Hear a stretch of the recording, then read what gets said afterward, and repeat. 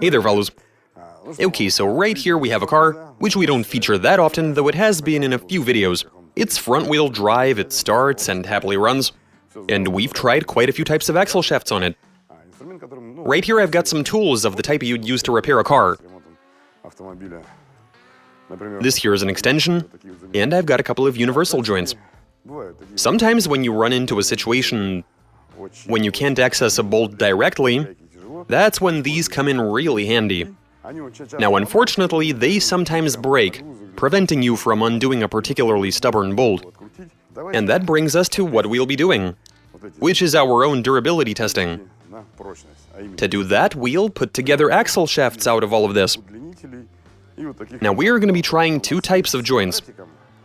One has a square, while the other has a ball inside. The latter doesn't have that annoying break angle and is said to be a lot more durable. Whether it'll hold up or not, we'll find out in a matter of 7 to 10 minutes. Let's do this.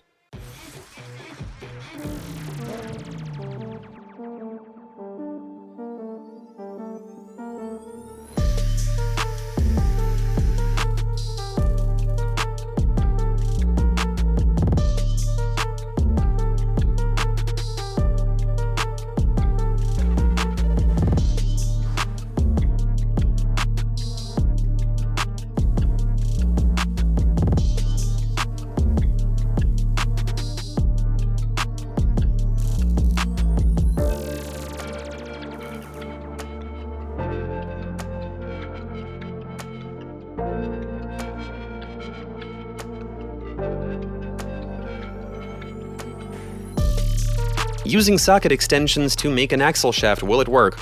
Translation and voiceover by BMI Russian. Alright, so look here. We've put together version 1.0 with the basic joints that have the square. The axle shaft itself is made of extensions, while the unis replace the CV joints. Now, as we all know, the outer joint is the one that sits in place firmly. It's a bit of a different story with the inner one. And so in our case, it required a bit of modification to get to work.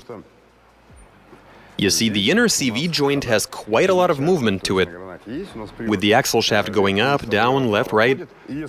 Coupled with the uni joint, you can only imagine what sort of hot mess that's going to make for. It's going to be all over the place. And so with that in mind, we have made a blin. I mean a plate, which we drilled a few holes into. We basically made sure that everything is sitting on a firm axis and would only be able to move from side to side. Because we all know that an axle shaft is going to change in length when you're going over bumps and potholes. And the inner joint is what compensates for those variations in length. In our case, the tripod bearing can slide around inside the housing, but we've made it so that it can only do so from side to side. The plate we've installed is preventing it from assuming any sort of angle. It's the same setup on the other side as well, and this one, as you can see, is a lot shorter, resulting in some dramatic angles. But then the car is on a lift. It'll be nice and level once we get the car back on the ground. Man, I really hope these joints do all right. Anybody who has any experience wrenching knows full well that these don't work at all angles. But the thing that bothers me the most is that, well, when a bolt gets really stubborn, and when it's located in some tricky spot on top of that, where you literally cannot access it without using a universal joint, it sometimes happens that they break. As a matter of fact, breaking one of these, I mean, I wouldn't say it's super easy, but it definitely happens. Anyway, everything is ready. We can now set the car down, see how these axle shafts behave under load, and head out to do some testing.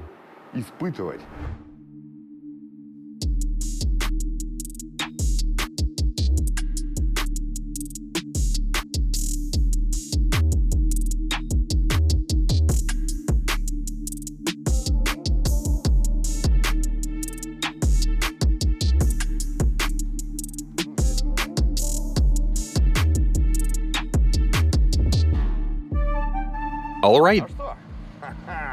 Let's go. Easy does it.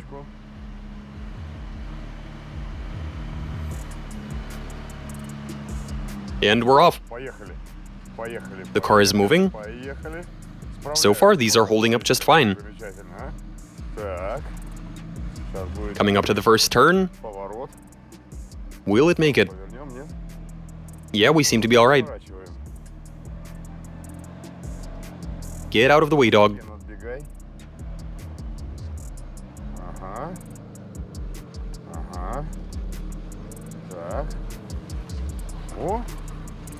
Great, the car drives.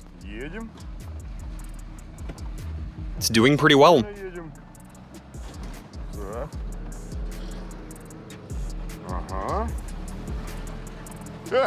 Wow, these uni joints are coping just fine, look at that. The car is happily scooting along. Very nice.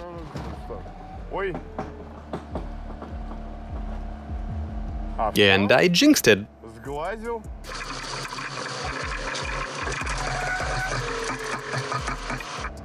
As soon as I went for second, things went south. But what exactly happened? Oh, it popped out. Apparently there was some binding and the weld fell apart. We applied a few tiny spot welds to prevent this exact thing from happening. Oh well, if a few tiny spots aren't enough, we'll just have to be a bit more thorough. Let's get to work.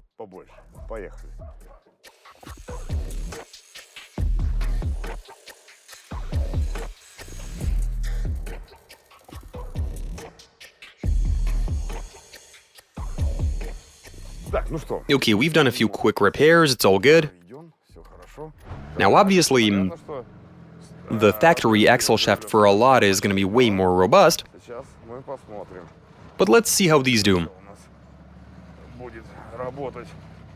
I can already feel a bit of binding happening. No worries, I guess. Hey, at the end of the day, the car is moving. And quite happily at that. It's quite nice. I don't get why it's tugging the wheel, but otherwise we're doing alright. Cornering. We're mid-corner. Still turning. I've driven into the grass, but no biggie.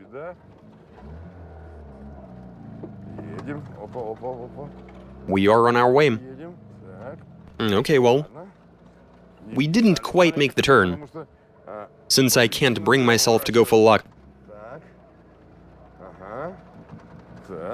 Now I'm gonna flip around, and so far this is going very well. I'm starting to get pretty confident even. I'm no longer being as gentle with the clutch, allowing myself more rapid movements. Okay, now I'm gonna try going for second gear one more time. There we are. Here we are, moving along in second. Wait, who was that?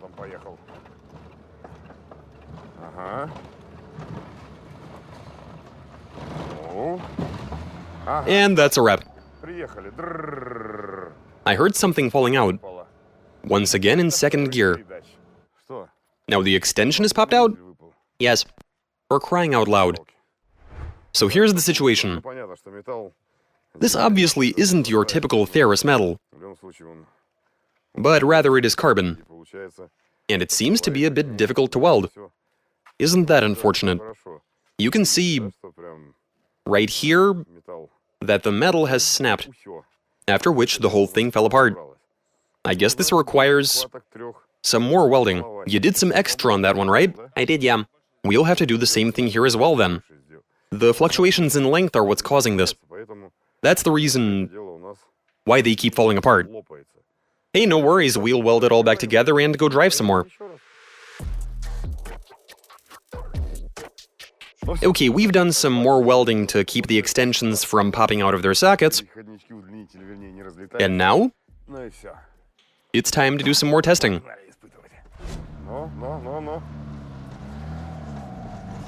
Here we go. I'm not as apprehensive, having driven around on these a bit before. Twice even. And it all held up fine. Both joints are doing alright. The car drives, though there is some jerkiness on the steering wheel for some reason. My guess would be that those tiny squares are doing something weird. I mean, so far so good, but the wheel is getting yanked from my hands, which is a bit of a bummer. No sweat. Now I'm gonna try...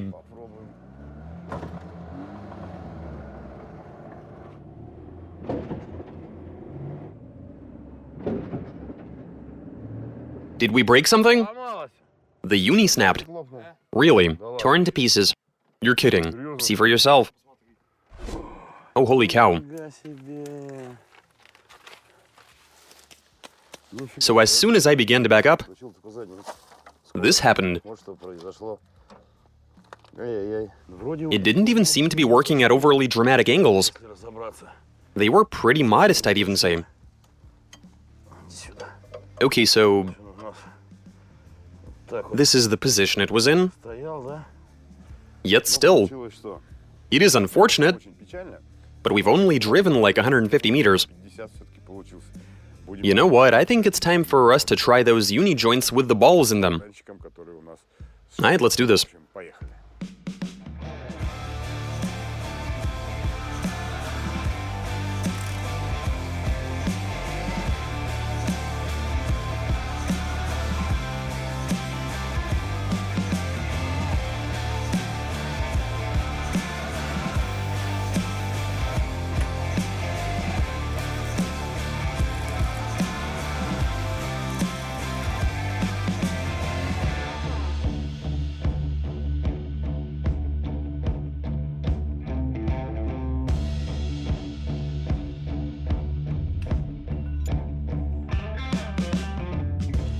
Okay, so we have replaced the uni joints, and now it's time to test these ball-based joints and see which ones are better in terms of their reliability.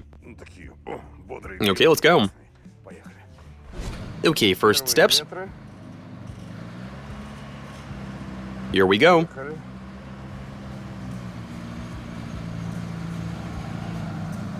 Well, it is capable of driving straight. We're moving. But here's what I want to find out. Can it turn? Okay, here we are. Carefully turning, no need to rush. I am afraid to go too wide, so I guess I won't. For the time being. Given that this is a shakedown. Steering wheel is no longer jerking around. That's a good thing. Going forward. The wheel was being yanked around with the old joints. But that is no longer the case. I can even let go of it. I mean, it is moving around because of the bumps, obviously. What's that squealing noise? No, we must have forgotten to lubricate them. We'll fix that, no worries. The car is moving. Okay, now I have jerkiness. Why though? Perhaps because of the additional load when I'm on throttle? I mean, of course the load is going to increase. Okay, let me flip around. Now I hear a crunching noise. But why? It appeared as soon as I began turning right. I'm guessing the shorter axle shaft is at maximum angle in terms of the operating range of the joint.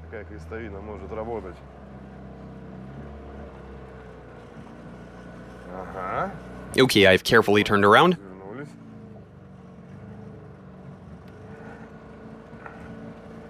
We really should have greased up the ball joints. Let's do that once I get back to the garage. Is the steering too heavy? I can hear him squealing. Driving forward.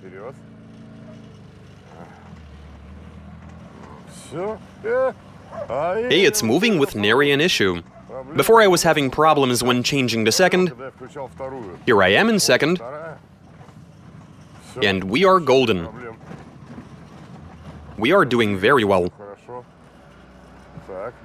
Now I'm gonna... Why do I smell burning wood?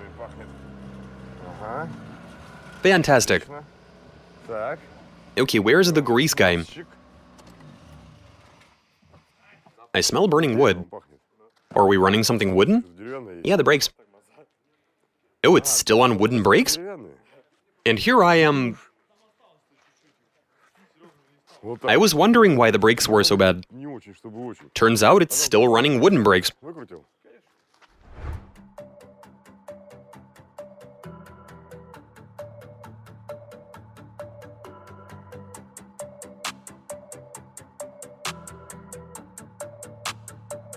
Here we go.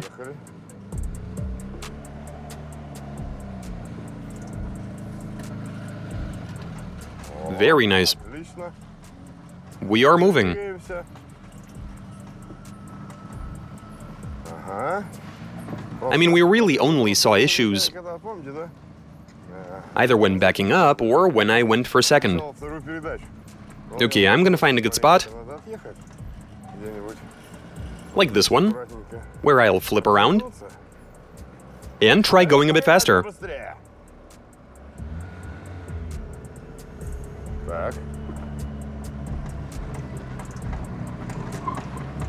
Okay, that's first. Second. We're doing all right. Going uphill, it passed the test. Let's keep on rolling. Pedal to the metal, let's go. Sensational. Oh man, that wonderful smell of wood under braking. And I see smoke, you wanna know why? Because we are running wooden brakes on this thing. I completely forgot about them. Hey, it is a pleasant smell. Like somebody is smoking something. Yeah, this is what I call a decidedly positive result. I mean, just look at how much more stress these ball-based universal joints are capable of enduring. I mean, this is a car, no less. It's moving along quite happily. Tremendous. Okay, now I suggest, as always, going full G54. In other words, full send. I mean, we didn't even get to this part on the old joints, with them falling apart prematurely.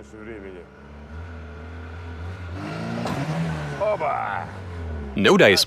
Did I break it? Did I break the joint? The ball, yeah. I busted the ball. Failure. Oh well. Okay, so here's where we're at with this. The ball joint fell apart. Turned out to be too weak. However, this time, things are a bit different. If the old joint with the square snapped at the axis, here it's the complete opposite situation. Look here, the axis is still in place. Oh wow, I had no idea the balls were spring-loaded. Anyway, so... the ball itself, which is located on the axis, it has grenaded. Now obviously this isn't regular metal, it's a hardcore alloy, but the ball has fallen apart, though everything else is still intact. What's cool is that the car was moving just fine on these joints. I wasn't experiencing any trouble in first or second. Even when I was going uphill, it was still good. They were able to cope with enormous load. As for these joints, well, they're nice and everything, but they are not nearly as durable as the ones with the balls. Those proved to be way more reliable. Also, I'm sure all of you know that when you go a bit too far with the angle on these, the tabs come into contact with each other, and you get a sort of jerky motion when you work the wrench. Not to mention it wants to straighten out constantly. We saw that very thing occur on the car when the steering wheel was moving around. Anyway, so at the end of the day, the second joint type is the one to go with. Let's not forget that the torque from the motor, especially in any of the lower gears, is going to be somewhat higher compared to your own strength via an extension or to a rattle gun. It'll take you for one hell of a spin. Okay, so you saw it all for yourselves. I don't have much more to say. The experiment was a tremendous success. We saw all of this in action. Hopefully these don't get any more expensive. Wouldn't want that to happen, right? Anyway, guys, you saw it all for yourselves with your own eyes. Watch us, subscribe, send in your suggestions, comment, give us a big thumbs up. All right, catch you later.